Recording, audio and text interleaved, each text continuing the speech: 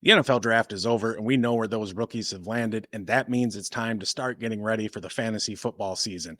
Today, we're talking about 9 of those rookies who are going to be fantasy relevant this season, and one of them that you dynasty owners should keep an eye on. It's about that time. Stoned on Sports. That's right. You are tuned into the Stoned On Sports podcast. My name is Matt. Got Kyle here with me today, and it's been a minute since we've talked some fantasy football. I'm looking forward to this. Absolutely. We're in full, fantasy baseball swing. It's nice to talk about some fantasy football, going forward throughout the summer. Tops on our list is the number 1 overall pick, Caleb Williams, quarterback out of USC. He landed with the Bears, and I know Bears fans are hoping that their curse there ends with this pick. They've not had the greatest luck with quarterbacks, but Caleb Williams is an excellent playmaker, has good downfield vision. He carried a 90-plus PFF grade each of his last 3 college seasons. Not much of a runner, at least all that effectively. Last year, he had just 142 yards on 97 carries. And because of that factor, I wouldn't be shocked if he wasn't the top performing rookie quarterback in fantasy this season. The Bears have shaken some things up this offseason. That's not really news to anybody, including bringing in OC Shane Waldron. He was the offensive coordinator in Seattle the last 3 years. And looking at that offense, they were top 10 in rushing, receiving, and overall offense, according to PFF. And he managed to coax 4,200 yards and 30 touchdowns out of Geno Smith in 2022. So I think Caleb Williams is going to be in pretty good hands. The offensive line, look, it leaves something to be desired. It wasn't that great last year. I don't think it's going to be a whole lot better this season either. But he does have a nice set of wide receivers there. He's got Keenan Allen and DJ Moore, along with fellow rookie Rome Odunze. And he's got a better than average tight end in Cole Kmet. Behind him, he's going to have DeAndre Swift leading the backfield, who's a nice receiving option. And I look at this team and Seattle team, and I see a lot of parallels there, right? With a couple veteran wide receivers, along with the rookie, a backfield that'll keep the defense honest. Honestly, dude is set up nicely. I think this year he's a high-end QB2 who's going to have some QB1 weeks. I think he's a great option for your second QB in Superflex. And for this year, I'm projecting him 4,000 yards, 23 touchdowns, 12 picks, and 150 rushing yards and an additional couple touchdowns. Yeah, they definitely set him up, Caleb Williams, a ton better than what they did for Justin Fields. And you wonder what he might have done with some of the same weapons that Caleb's going to have this year going forward. But I just want to talk about one of the great myths about Caleb Williams, and he fumbles too much. There's a lot of disinformation on the web that he's, fumbled 30 odd times in his career there in college. And if you go to NCAA in the last 3 years, he's had 8 last year, 3 in 2022 and 6 in 2021. And it just doesn't make any sense. Why would the Bears go from Justin Fields, who was a fumbler, to another fumbler? Fields was fumbled the most in the past 3 years in the NFL. I think Caleb's going to be fine there. Like Matt said, he's fantasy value this year, on the QB2 map with upside, in my opinion. Another exciting fantasy quarterback that's going to be relevant this year. We're talking about Jayden Daniels with the Washington Commanders. He was the number 2 pick in the draft out of LSU. Last year, with bowl stats included, played 12 games, passed over 3,800 yards, 40 pass touchdowns, 4 interceptions with a nice completion percent of 72.2. And on the ground, he's electric. Rushed 135 times for over 1,100 yards in college last year. That's 8.4 yards a carry and 10 more touchdowns. Critics have kind of pointed out that his success is due to having 2 first-round picks as wide receiver there in LSU. I don't know. It helps. Don't get me wrong. It obviously does, but I don't really buy all that nonsense. He's a dynamic rusher with, not the big, huge cannon, but a pretty accurate arm. Some of his ranks in his draft class was number 1 in yards per attempt at 11.5, number 13 in average depth of target at 10.5. That's not just some dink and doinker type stuff right there either. The dude has, no problem staying in the pocket. A lot of people say he's just going to be a runner. 35 of those 40 passing touchdowns came within the pocket, and he had a passer rating of 144, best passer rating in the nation from the pocket. Some college PFF stats: he's number 2 in turnover worthy play rate. So I think that suggests he's pretty smart with the football. He makes the right decisions, doesn't put it in harm as well. And number 1 in big time throw rate on PFF. You don't score 40 passing touchdowns without some electric plays and some electric passes. He consistently tested defenses down the field with his legs, accounting for 90 plays of 20 plus yards last season. So, taking the Washington Commanders context, the QB room there, he's got a leg up for starting possibility. Not possible. He's starting this year. It's not Marcus Mariota. It's not what's his Jeff Driscoll, I think's there. They don't stand a chance, right? And he's got a nice infrastructure there of pass catchers and an improving offensive line as well. Terry McLaurin, Jahan Dotson, they make for a nice, legitimate 2 wide receiver set. They're solid as well. And you have Zach Ertz they signed in the offseason. He's still going to be a perfectly capable tight end. Not tops in the league. He's not Laporta or Komet even, but just under that. And they got Austin Eckler. I think he'll look to bounce back as well.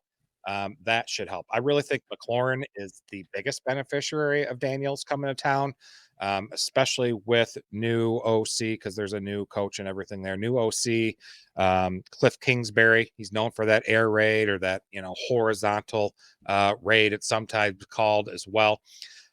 He's had a lot of experience coaching. Really gifted, athletic quarterbacks.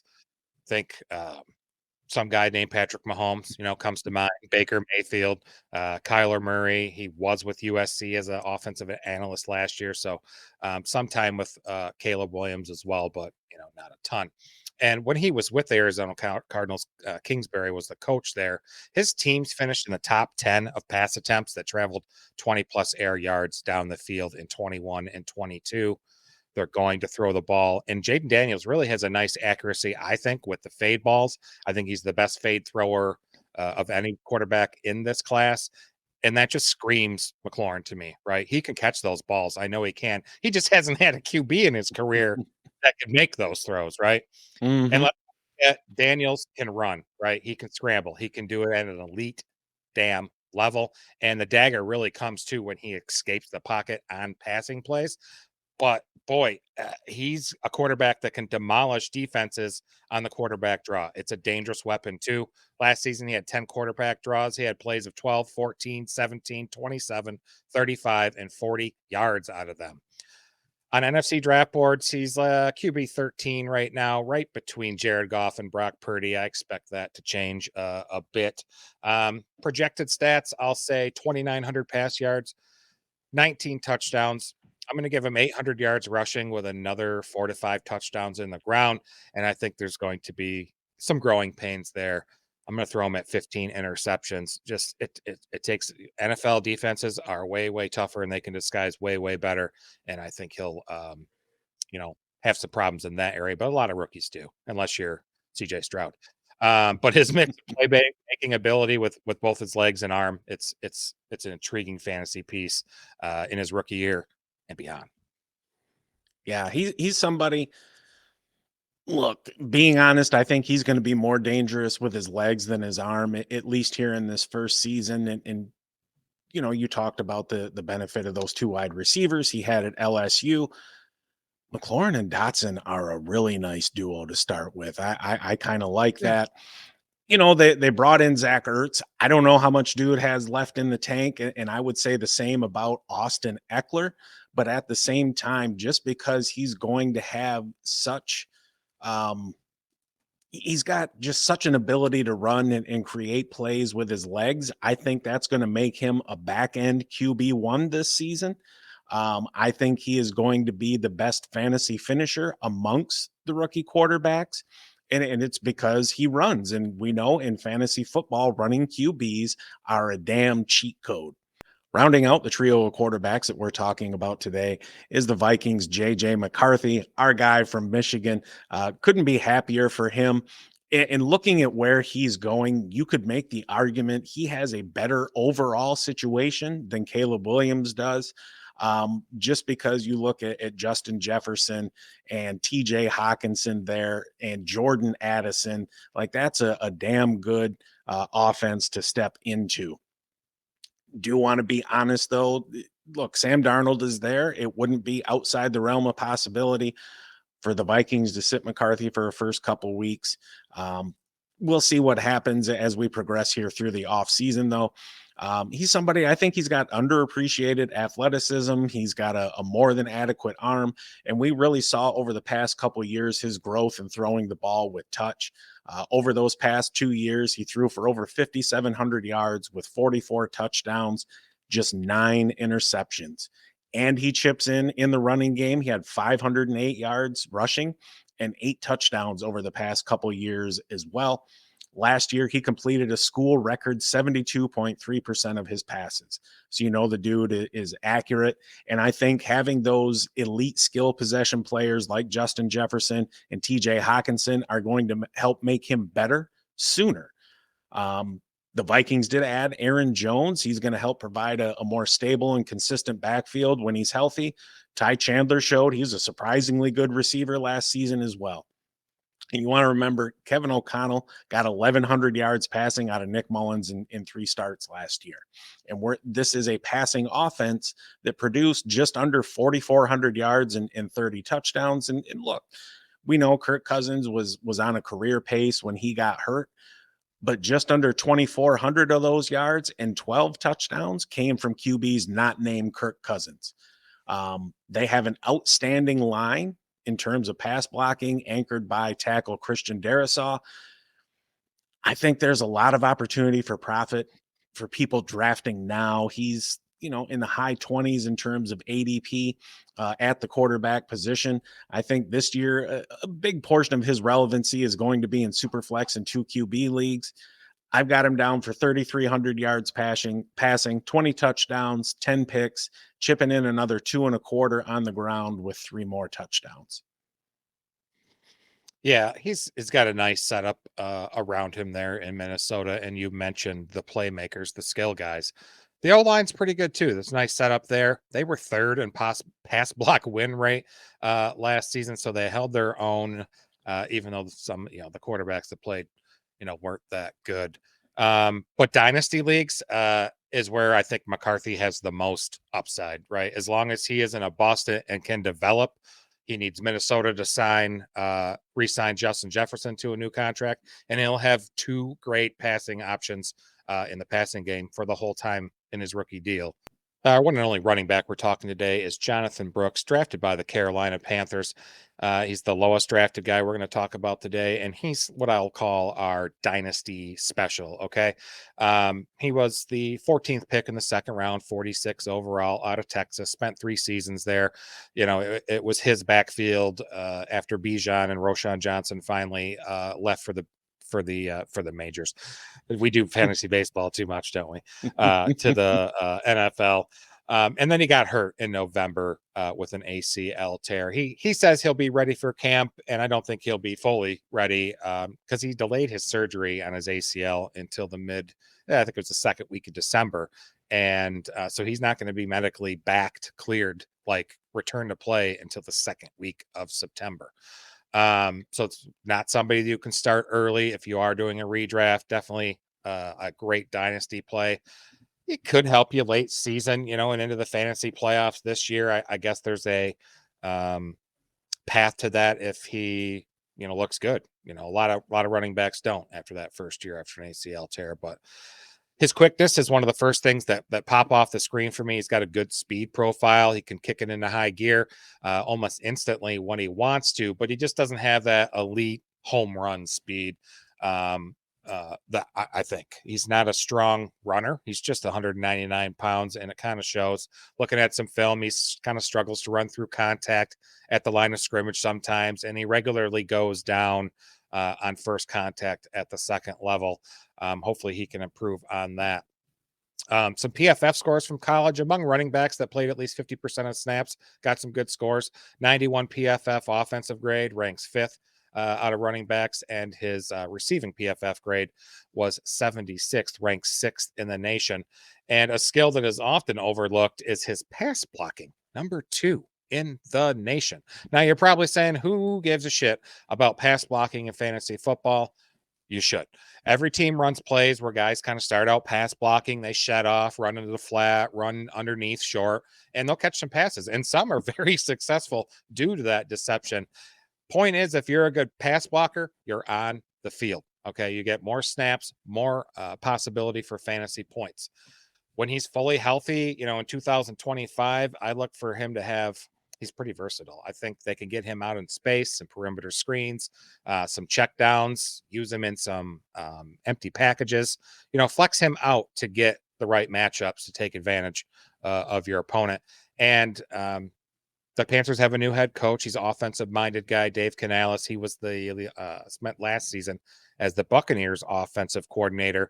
And he's always kind of featured a fantasy-friendly running back in his offenses. You guys remember what Rachaad White did last season? Rushed 299 times, had 69 receptions on 78 yards, 9 total touchdowns.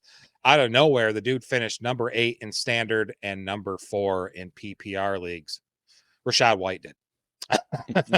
So Brooks, I think, should be an excellent dynasty pick this year. He's got, what I say, late first, early second round in dynasty. I mentioned earlier, there's a possibility if he's healthy and looks good and heals quicker than most people do and is able to produce on the field, there's a chance that he could deliver top 15 results from November on, but I wouldn't bet on it. So if you're going to draft him, you need to be a patient fantasy manager because he's eventually going to push Miles Sanders and Chuba Hubbard. This is a guy that can work all 3 downs. Projections, I'll put him at 125 rush attempts this year, 550 yards, 4 or 5 touchdowns. I think he can catch 20 to 25 balls through the air for 190 yards and another touchdown. But here's years 2025 when he's got a full healthy season played between the ACL tier. Yeah, when he's healthy, he's going to take over that backfield. Miles Sanders and Chuba Hubbard aren't going to keep him on the sidelines. No. And you brought up the biggest thing there. He's really good in pass pro, and that's going to keep him on the field. I like his receiving skills, and you touched on earlier, he's not the most athletic back in the draft, but I do think he has the highest ceiling of anybody who come out this year. And look, aside from getting a new coach down there in Carolina, they got Xavier Leggett. They brought in Deontay Johnson and kind of revamped that offense to help give Bryce Young somebody to throw to. Any weapons? Other than Adam Damn Thielen. He is going to be an absolute beast. And yes, dynasty leagues, I am all over this dude. Well, I'm sure you are all waiting for it. And here he is. It's time we talk about Marvin Harrison Jr. going to the Arizona Cardinals. Not sure where he went to school, but that doesn't really matter. He is going to be the first rookie wide receiver off the board in redraft. And I imagine by the time draft season really fires up, he's going to be around the 1-2 turn. Personally, for me, I think that's a little bit rich, so I don't think I'll have many shares if he's at that price. In 1 QB dynasty drafts, he's a number 1 overall pick. In Superflex, he's the first non-QB to go. And he's somebody who showed the ability to produce even with poor QB play in college, which is important. Not that Kyler Murray is going to give them poor QB play, but, in the event he's not out there on the field, there isn't a whole hell of a lot behind him. He's going to get plenty of targets as Kyler's wide receiver 1, and he's going to be the primary target overall, I think. Main competition, though, is going to come from newly signed Zay Jones and tight end Trey McBride. And I think Zay Jones is going to make a nice compliment to him. Don't really know a whole lot about their new OC, Drew Petzing. He was a QB coach in Cleveland last year, working under Kevin Stefanski. I imagine the offense he's going to bring with him will be a reasonable facsimile of that. He's got the size, speed, and athleticism you look for in a wide receiver one. He can work all levels of the field. And in college, he produced back-to-back 1,200-yard, 14 touchdown seasons. For me, I think he likely ends up as a high-end wide receiver too with upside. I think for 2024, I'm looking for around 1,100 yards and 6 touchdowns. Yeah, I mean, he's arguably the safe pick, right? He's got very few weaknesses in his game. He's got the best release in his class, and I believe it's the best route runner. I'm interested in how Kyler Murray's going to support. He's always pretty much able to just support one fantasy star, whether it's Larry Fitzgerald or D Hop or Christian Kirk when he was there, but he's rarely supported two. And now I don't know if Zay Jones is a fantasy star, but Zay Jones, Harrison, McBride, can they get their necessary targets? But I think Marvin Harrison is going to get his. That right wide receiver room definitely needed help, and they improved it. They were 28th worst in the league as a wide receiver group in fantasy points last year. So one thing I'll say is 6 of the last 7 wide receivers picked in the top 5 have posted top 30 fantasy performances as a rookie. Jamar Chase did it in 2021. So top 30 is his floor. All right. So there was a bunch of wide receivers taken this draft. We're going to keep talking about a few more.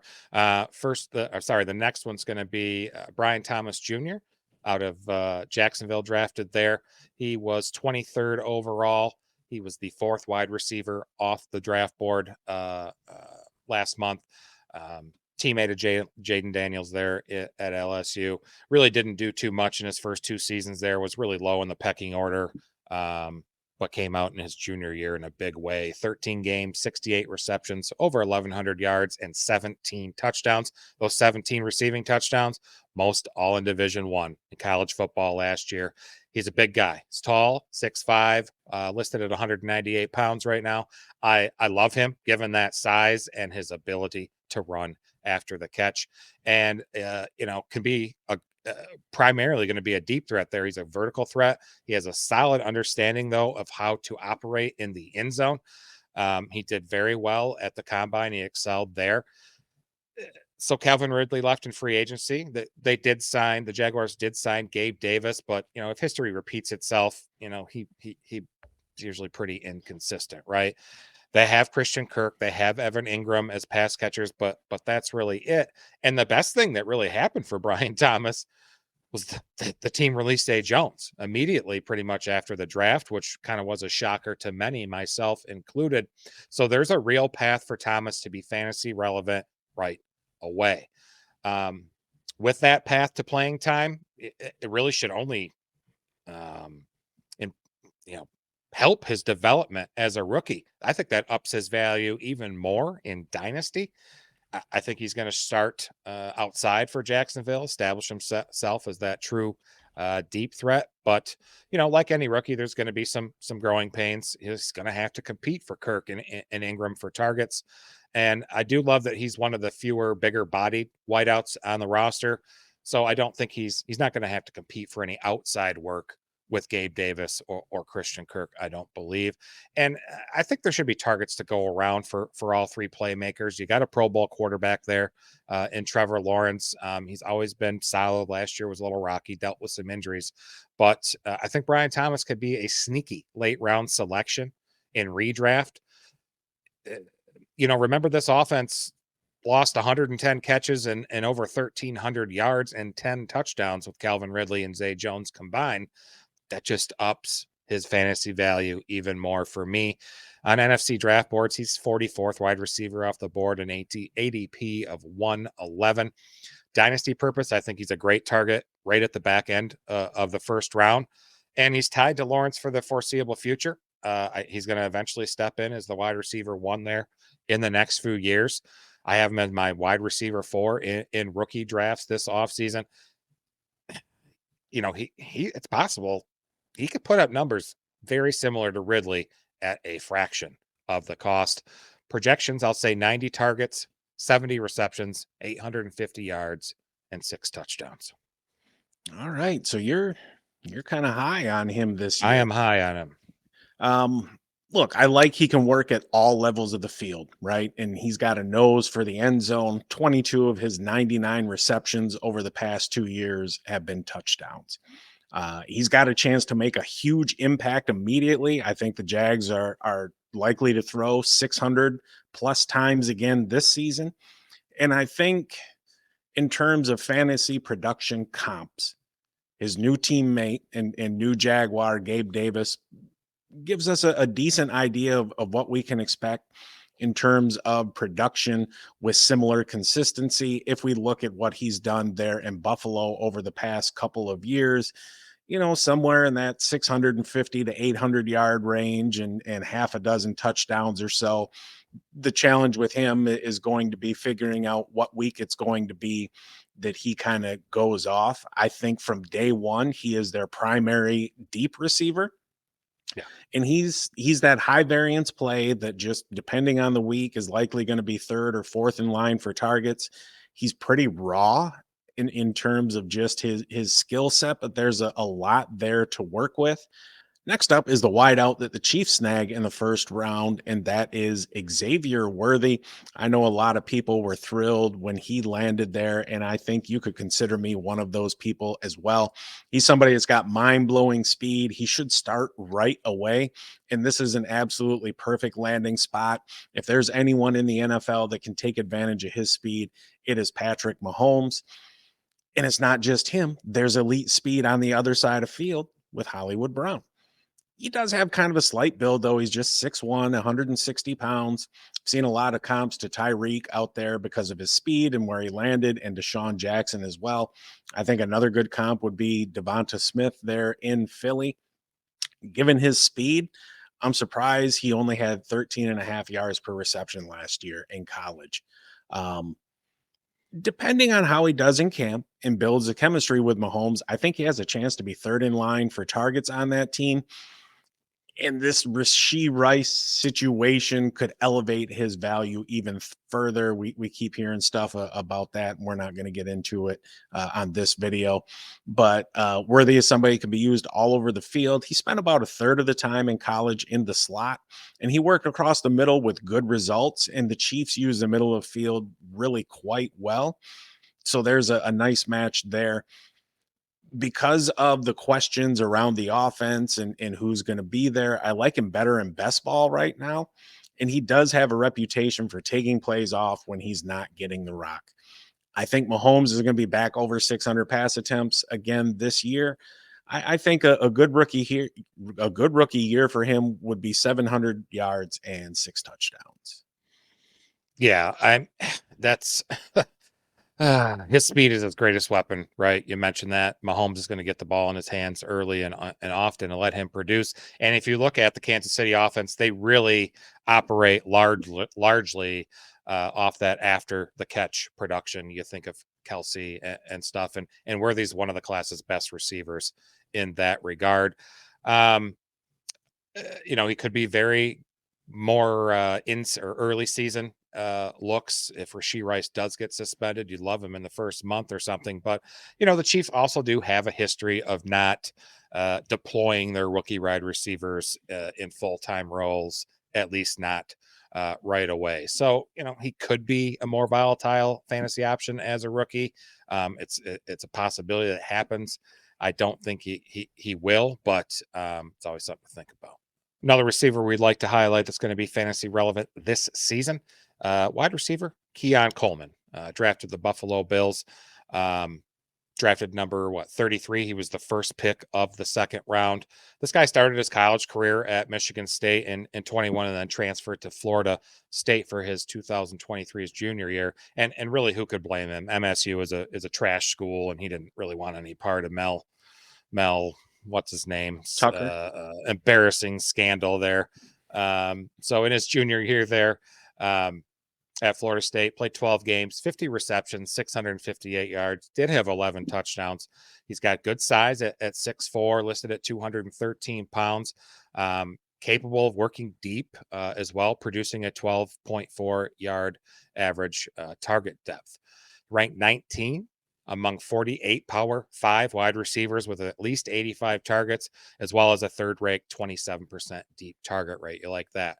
He caught just 57.5% of his targets, fourth worst among qualifying wide receivers, but hauled in over 94% of his targets deemed catchable, good for eighth best. And I really think that discrepancy is likely due to the quarterback there, Jordan Travis. Weaker arm and definitely flawed fundamentals. Definitely hold Coleman back a little bit, especially in that yardage department. Should start right away in the NFL, right? The Bills had some changes this offseason. Stephon Diggs is there. Curtis Samuel will probably be in the slot. Khalil Shakur on the opposite side. But Coleman's very special, versatile, really can line up on either side out wide. And you see him at the slot too in college, a lot to take advantage of some coverage matchups. He barely did that at MSU. That's because MSU just doesn't really know how to evaluate talent and take advantage of players' skill sets. And the backups there are Mac Hollins and Chase Claypool. So no real competition for that wide receiver 3 spot. Unless he falls flat on his face. I do not see that happening.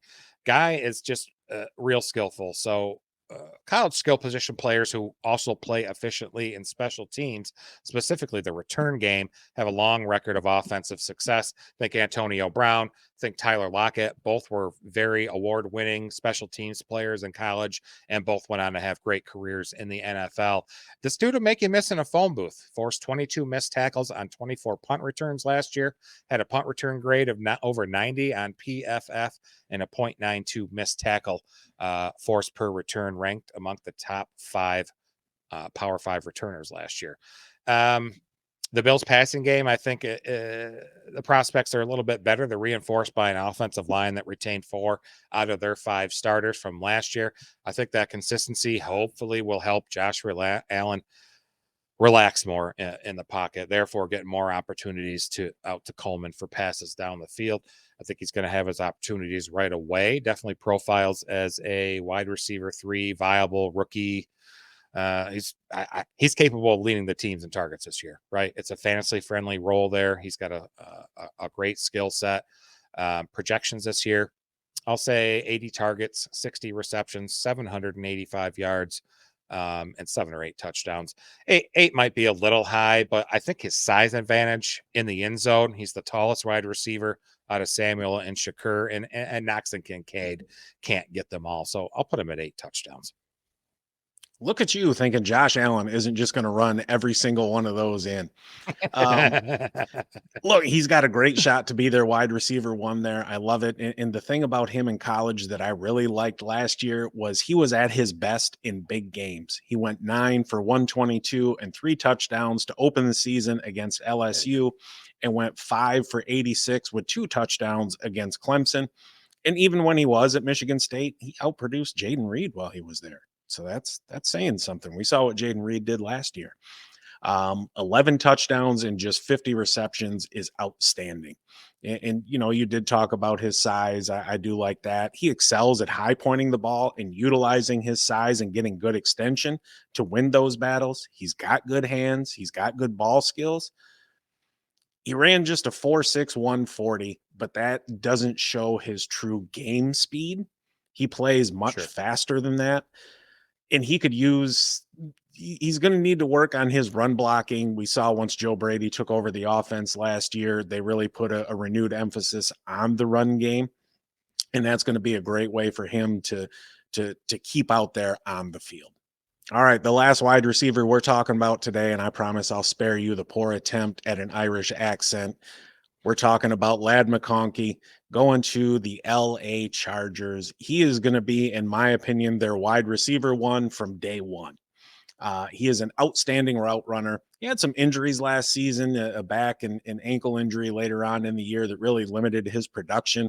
But those numbers do not even give us a good indicator of what he truly is. I think without those injuries, he'd have been a first-round pick. He's not a burner, but he is fast enough to keep defenses honest, and he's going to be living in those first 2 levels of the field. He's not going to be a deep threat there, but he is somebody when he gets it. He's good after the catch. He's likely going to be working out of the slot. He does an excellent job of getting open, and his cuts are so very crisp. I understand Harbaugh is the coach. This team is going to be throwing a lot less than what we're used to seeing, especially with a quarterback like Justin Herbert. But I think he's still going to see plenty of targets as a primary option. He's got good hands. He's not the biggest dude in the world at just 6 foot, about 186 pounds. But I think he can be an above average wide receiver as soon as this season. If I had to draft a wide receiver other than Marvin Harrison as a rookie, it would be him. I think it's a combination of his ability to get open and be where he's supposed to be when he's supposed to be there. As long as he builds the chemistry with Justin Herbert, he's going to be set. This year, I'm looking for him to come in with about 975 yards and 8 touchdowns, and wouldn't be shocked if he broke that 1,000-yard mark. Yeah. I mean, Josh Palmer's in his fourth year. I guess he's the only real obstacle for the number one role. Quentin Johnson to be in his second year, and he face planted last year, of course. A lot of targets to replace last year. Keenan Allen is off to the Bears, and he had 150 targets. So who do you think? I think Ladd's going to get a great portion of those. He's got sub 440 second long speed, and guy can jump too. He really profiles it as a nice modern day number one wide receiver. In PPR leagues, there's a clear path for him to finish top 10 in PPR. Okay, we couldn't go without talking about a tight end in this draft. McConkey's teammate at Georgia. We're talking about Brock Bowers. Went to the Las Vegas Raiders with the 13th overall pick. He's the highest selected tight end since Kyle Pitts in 2021. So, okay, he might not be the best player to say he's going to be fantasy ready now, mostly due to the team situation. We wanted to discuss a tight end, and who better than the best one in the class, right? Big dude, 6'4", 230 pounds. If you watch Georgia in college football the last 3 years, dude was a beast there, right? Totaling 40 games with the bowl games included, 175 receptions, over 2,500 yards, 26 touchdowns, and had another 193 rush yards with 5 more touchdowns. His college PFF grades are just what you'd expect from him. Receiving grade is 87. He's the number 4 tight end with 50 out of 50 snaps played.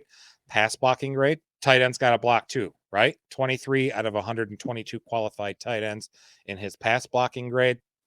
And although tight ends, typically take time to develop, I think he can make an immediate impact as a Raider on day one due to his playmaking ability. This guy's got an exceptional ability to create after the catch. Yak out of tight ends last year. He was number 6 out of 122 qualified, averaging 8.6 yards per after the catch per reception. He has the elite ability as well to break regularly break tackles and churn out extra yards. Think of Kelsey a few years ago that was really able to just do it at will. I think that gives Bowers a fantasy ceiling that most tight ends just can't touch, right? And I know he didn't land in the ideal fantasy situation, but he's athletic enough to play pretty much anywhere on the field. But, QB, he can play in line. That's really not his game. He's going to be more in the slot, I believe. Michael Mayer, the other tight end they drafted last year, he's more as an inline tight end.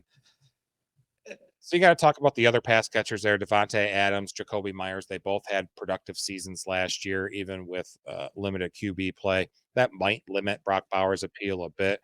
Devontae Adams, nobody in the league's had more targets than him since the 2020 season. You got to feed him. But I think it's going to have to compete for the ball, right? But I think he has the mentality for it. And another factor working not in his favor is the QB room there. It's either Aiden O'Connell or Gardner Minshew. I think Gardner Minshew can get him the ball. But when you got Devontae Adams there too, we'll see what happens. But Brock is he's just too talented not to get on the field as a rookie. Look for the Raiders to have a way for Mayer and Bowers to be on the field at the same time. A lot of 12 and 22 personnel packages. I think the problems in his redraft value are valued, but his long-term outlook as a top dynasty asset are not. Remember, situations change, talent doesn't. say. He's a clear mid-first rounder in the upcoming rookie drafts. There's a large debate there online about either drafting Bowers or Rumo Dunze there in the middle of the first. And I can see both sides. It's an interesting debate there as well. But a weapon like him with that type of draft capital is just too hard to imagine him sitting on the bench very often. I'll say 65 targets this year, 50 receptions, 640 yards, and 4 touchdowns. That's not a bad rookie year for a tight end. And I think it's important that we come into this year not expecting a repeat of what Sam Laporta did last season, despite Bowers being a better prospect, right? Because we need to take into account the entire context of the situation.